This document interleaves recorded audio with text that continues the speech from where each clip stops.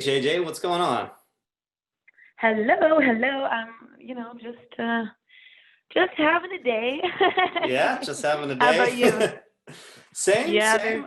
So thanks so much for hopping on and joining us. Got to tell you, I've been bumping the tunes lately, and I love it. I heard the new single. thank Is you, the man. newest Best Boy? Is that the newest one? And Yep, the Rush, that's and the one.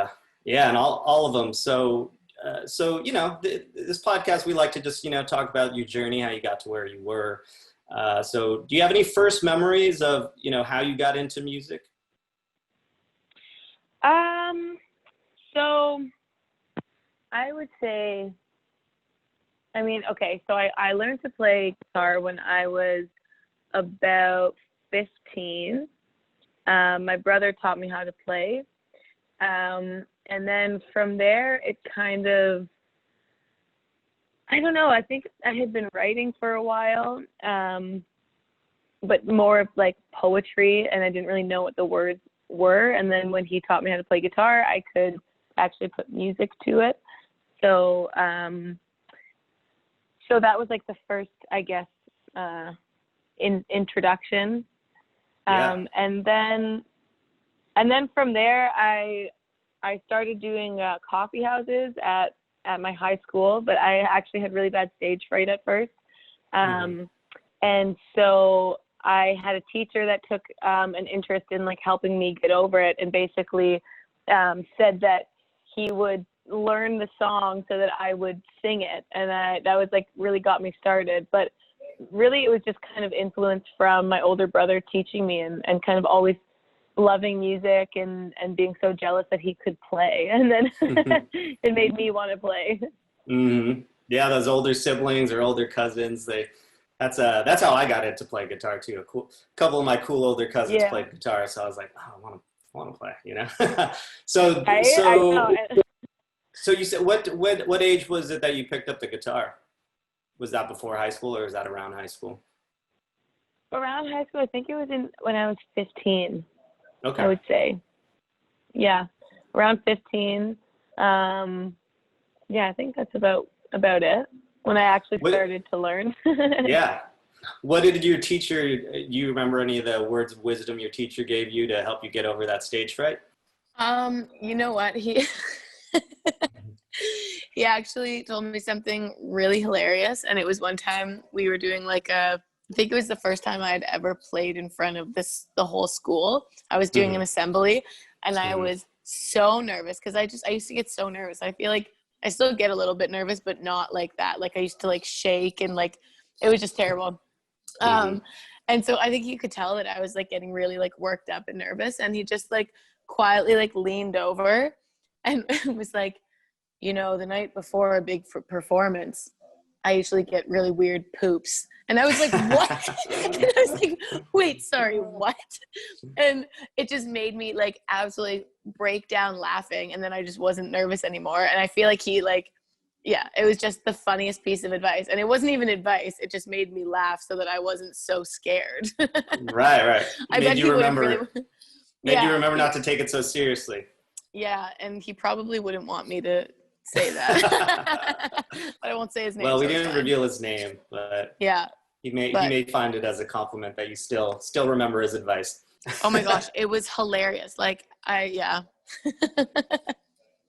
So you start playing coffee shops, you get over your stage fright, your brother's teaching you some guitar or inspiring you guitar, and you're now able to kind of put some of that poetry, make it into song lyrics with your guitar. So what happens after that? Where do you go from there? Well, I went to college after high school for a 1-year program. It was performing arts prep, and it was this like kind of an introductory into acting, dancing, singing, all of this. But it was mainly focused with music theater. And that's definitely not what I was going for, but I just thought it would be a good opportunity to like learn a bit about each side. Like there was like costume design as well, and set, and like everything to do with performing arts basically. Right. So I was still unsure at that point what I really wanted to do. And I went there I got some great experience. They definitely told me that my voice was not fit for music theater. Not a Broadway voice. They're like, give up now. And I was like, okay. And no, but it was good. And then I came back. I started a band with some people from my old high school. It was a folk band. We were never signed or anything, but we, we would tour. We toured across to the East Coast like 3 or 4 times. We toured West Coast the same. And we just like get in a van and drive across Canada, basically playing all these, dive bars, nice bars, shitty bar, just like every kind Hell of, yeah. Mm-hmm. every kind of venue you could, which really, it really like gave me a hunger for performing in general. And so I would say that, I did that for about 3 years. And then we broke up. And at that point I was pretty young and a little naive of the industry. And I really, really believed that was going to be my forever band. And I was just like so ready to make that my career. And it was really tough when it ended. So I went out to Halifax for, I think it was like a spring to fall kind of thing. And I just thought, okay, I'm going to reinvent myself away from this band, because it was to go play a gig at a bar by myself. Everyone would be talking about how the band broke up and blah, blah, blah, right? So I went out to Halifax and I started working at a restaurant there, so I could start playing gigs there. And then I just kind of nice. like worked that scene and did some gigging around Halifax. And then I came back and I did the solo thing for a bit. Probably a good, year or 2 of working like 3 part-time jobs at once and playing gigs as much as I could, anywhere that would take me. I'd be like messaging, 30 plus venues every morning just to get one answer. Nice. And then, yeah, it was great. Did you have any tricks during your booking? Were you I know I had the chance to talk to ex-ambassadors some months ago, and they told me that they made a fake manager account, and so it was like this fake name, and they found that actually helped because it gave them some legitimacy, like, hey, I'm trying to get these guys in. So they had a fake name, forgot what it was, but I'm sure you developed some best practices if you're emailing 30 people a day or something like that. You know what? That's very smart. I should have thought of that. I didn't know. I didn't know what the hell I was doing. I was just like trying to do anything I could to get a gig, but honestly had no idea what I was doing as far as like booking. I had never done that in my band. There was one of the band members that kind of handled all of the booking and all of that stuff. So I was just totally like just going free. Right. But yeah, and that's probably why I didn't get that many responses. Yeah. So around this time were you starting to develop more of the rock sound that we hear now during this solo time, or was it still kind of in that folk area? It was definitely folk. It was very singer-songwriter, just me and an acoustic guitar kind of thing, but I didn't really know any different. What I find funny is that I always loved the songs of my old band where I could really like rock out on stage, and we didn't have that many of them, but it was always my favorite. But I never really associated that with my sound. Like I always just kind of figured I liked writing folk, like that's just what I'm doing, and I never really put 2 and 2 together. And then it wasn't actually until I think one of my first writing trips where we were kind of taking the songs and building them out to be a bit more edgy. And then I just fell in love with what we were creating. I was like, I love this sound. Like, this is what I was looking for. And I didn't really do it on purpose. It just kind of, we started building one guitar part and then you start putting the drums in, and it wasn't like we were trying to achieve a certain sound, but it was just like what I kept liking, basically. I'd be like, ooh, what if it sounds like this or like this? And, it just kind of built that way. But yeah, in the bar days, I was still doing some, I'd put like a bluesy kind of rock edge on some of these folk songs, but it definitely wasn't like the music today. Right. Do you think it was something you always liked? Like, did you grow up listening to rock music and then you were just like, yeah, why am I not playing this? Like, you know, I like the energy here. Or was it just something that you kind of fell in and you're like, yeah, I like this kind of music. I want to play more of this, or both, or. I think it was a bit of both, to be honest. I mean, I grew up listening to classic rock off of like, you know, my parents' influences, my older brother's influences. Sure. I was a big fan of Led Zeppelin and I don't know, just some classics, Bruce Springsteen, you know, but then also one of my mom's favorite bands is Paul Simon, or I guess Simon Garfunkel, both. Yeah. So there was always like a little bit of both in my life. And then when I kind of discovered my own taste in music, it definitely went more towards the folk side, but then came back around. So it was always kind of going like this, no matter what. But I definitely was not like jealous, but yeah, I definitely liked the heavier rock sound, but I always thought like, oh no, it's not something I can do. Like, I don't know. Sure. And then then just went for it. Yeah. Well, we're glad you did. It's sounding epic so far.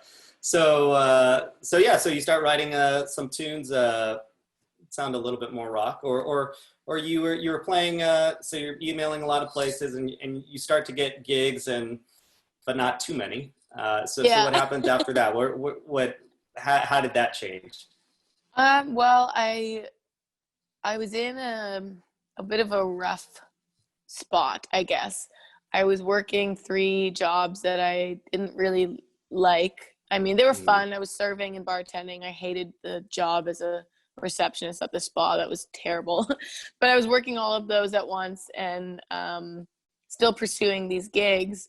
And it just seemed like the light was just kind of getting dimmer and dimmer. And I was fading pretty quickly. And I started to lose sight of what it was I was doing in the first place.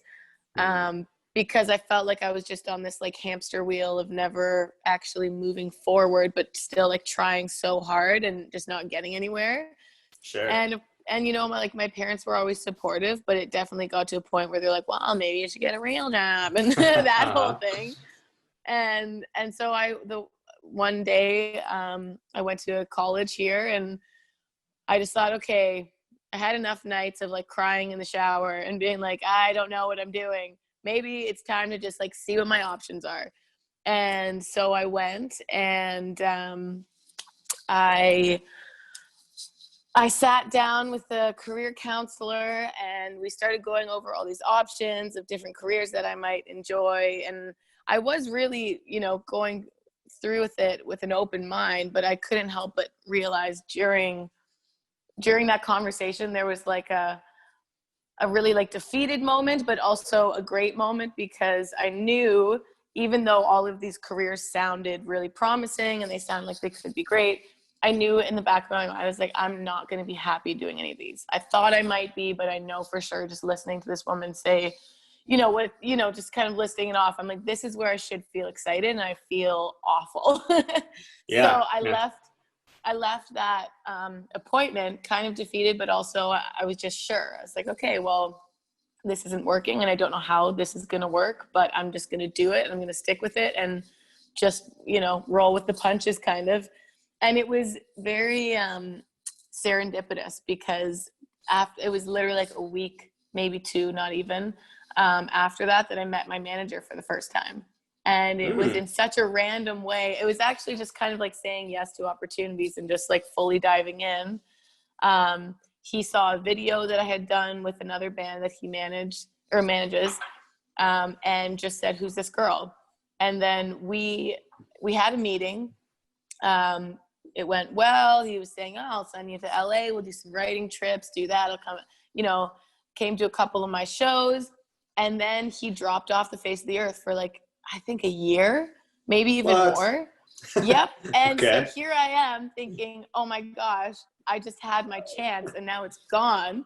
And I remember he told me to send him my songs. He just said, send me some songs. So I had sent him 5 songs that I thought were just the best that I'd ever written. Okay. And then he just ghosted me. So I was like, okay, this is great. I Uh, just completely lost my chance. Welcome to the Freaking music out. industry. Yeah. I know, right?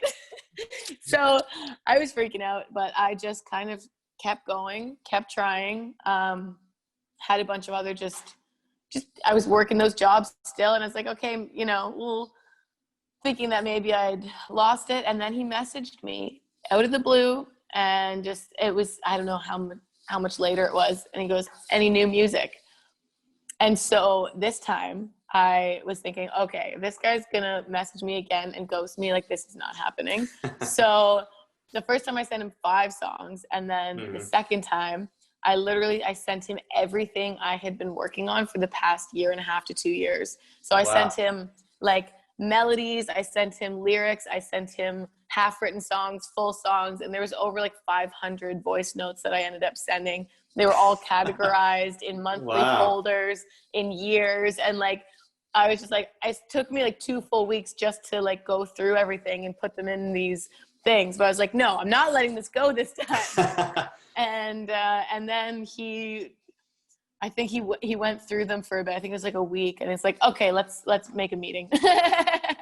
It's like, that's super interesting, because I feel like I wasn't sure what you were going to say. I wasn't sure if you were going to say, I just sent him one song, like my best song. And right. but it's right. So, and I think if you talk to some people, I bet you they would say, I don't want to look through your whole catalog. Send me your gold nugget or whatever. Right. But I wonder, and maybe you can let me know if I'm right, I wonder if he just kind of saw your work ethic and how dedicated you were and how much, content you were creating or wanted to create. And then, probably also liked it, where it was going. But I wonder if just the volume of it spoke to your work ethic and your desire. I kind of think that was the case, because honestly, I mean, I don't think he went through all the songs. No one's going to go through 500 songs. Right. But I think, the point I was wanting to get across to him by sending all of that, because like honestly, some of them I didn't even think were that great, but I was just like, there might be something in it. He might hear something that I don't hear. So why am I filtering out what I think is great? Like, I'm just going to put it all out there. And then, it was kind of like, look, I'm writing songs. This is what I want to do. I have the material. Like, come on. Yeah. So that's awesome. If that's what so that won him tonight, over. Great. It sounds like that got him. He was like, all right, so JJ's serious. Let's work. So what happened after that? So you guys, so you said, let's meet up. Let's do a project, or where to go from there? So essentially we had another meeting when I played a few songs in the office. And then we discussed writing trips, and they were kind of like, okay, we know you like to write. Let's put you in a room with somebody and see what happens. Cause I'd never co-written before. I didn't even know, I mean, in the band, I guess, but that's a separate thing, right? I've never co-written for a solo project. So I think he just wanted to kind of test out the waters. So they sent me to Nashville I went to LA first. I wrote with a couple. They were like a writer-producer couple, great writers. We came back with a few songs. It was my first batch, which it's funny because at the time I was thinking like, oh, these are the best things I've ever written, and this is so great. And then we didn't actually end up using any of them. Right. And then he sent me down to Nashville to see if that was more of my style. I got into a room with somebody and nothing really great. I think it was 2 different people, one for 3 days, one for 3 days kind of thing. And nothing really came of it. It was kind of like, I don't feel good about any of the music I'm making. And then I went back to LA with my current producer, Frederick.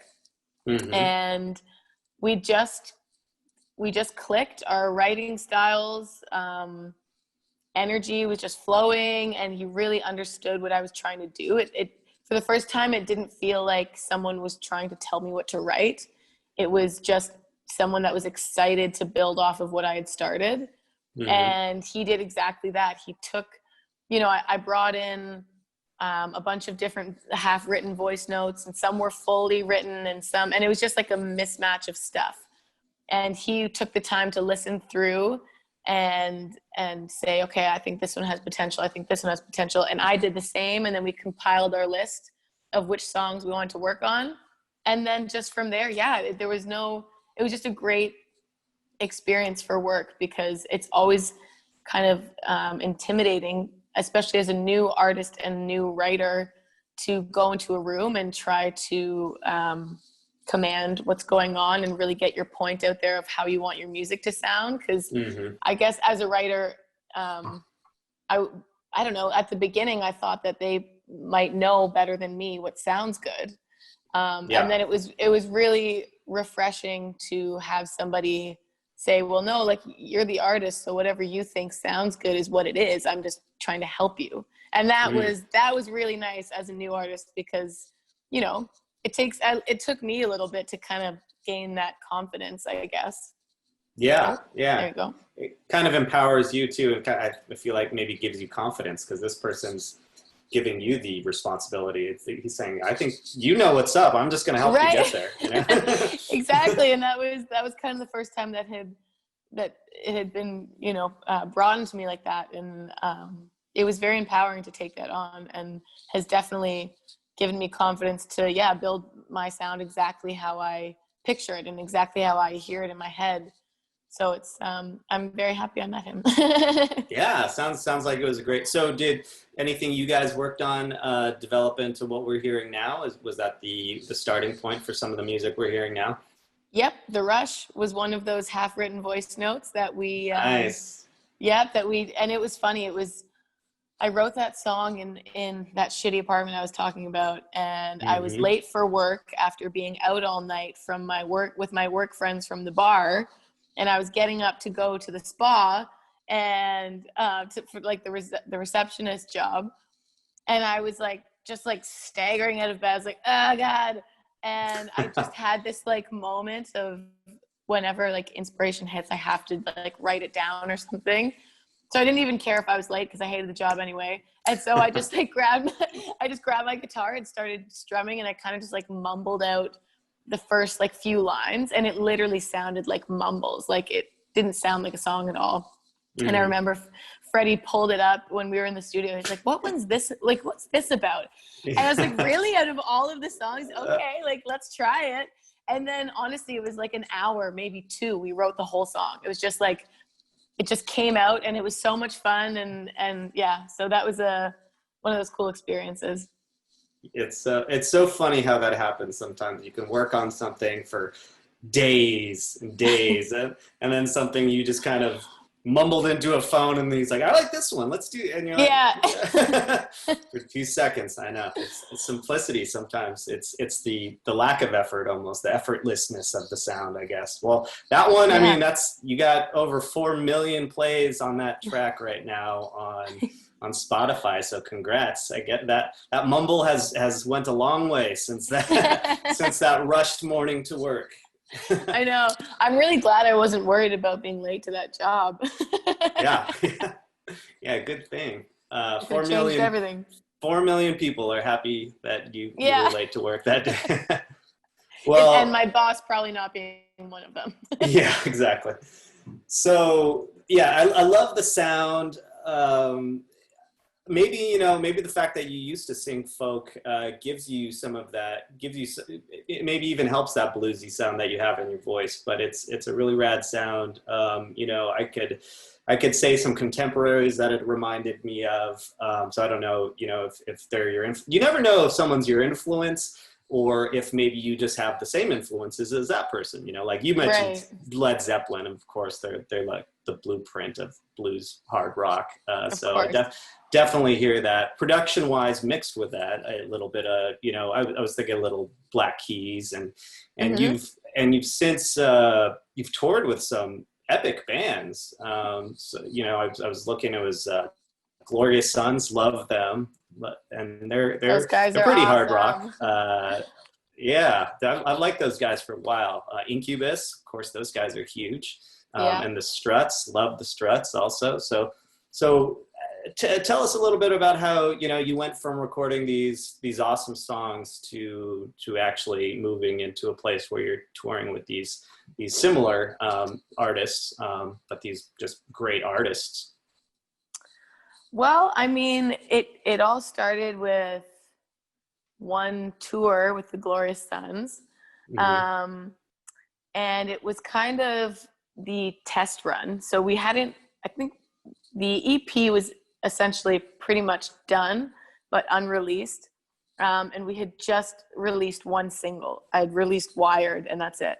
And then I think it was that month I went on my first tour. Like, we didn't even have anything to sell. I think we had to like scramble to make a t-shirt. So I had some kind of merch to sell. And so, and that tour was kind of the test run for me as an artist. It was, okay, let's see how she does live. We know now the writing went well. Let's see what happens when we put her on the road. And then from that tour, my other label, like BMG, that they partnered with Black Box after that tour, because there was, you know, the label reps and that whole thing happened. And I guess I passed the test. I don't know. But so yeah, I guess from there, it just, I don't know, touring has always been probably my favorite aspect of this as a career. I love the writing. And I love honestly, I love every aspect of this career, but for me, I'm always missing the road. And I love the feeling of people being there, and that just like unmatchable high that you get from it. And it literally is a high, and I'm a junkie for it. Like, it's just like, I need it. And so I think from there, I just said yes to every single opportunity that came my way. I just didn't say no to anything. And that's kind of how it went. It was just, if there was a tour, I was on it. If I was working, I made time for it. Like, it was just kind of diving in 100%.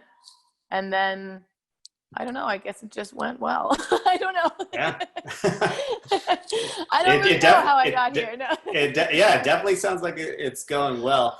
So when you recorded the EP, was there, did you and your co-writer kind of take that, or your manager take that to the label, or was Yuri involved with the label? How did you guys connect? Sorry, so I should have mentioned that. So my manager is the head of the label.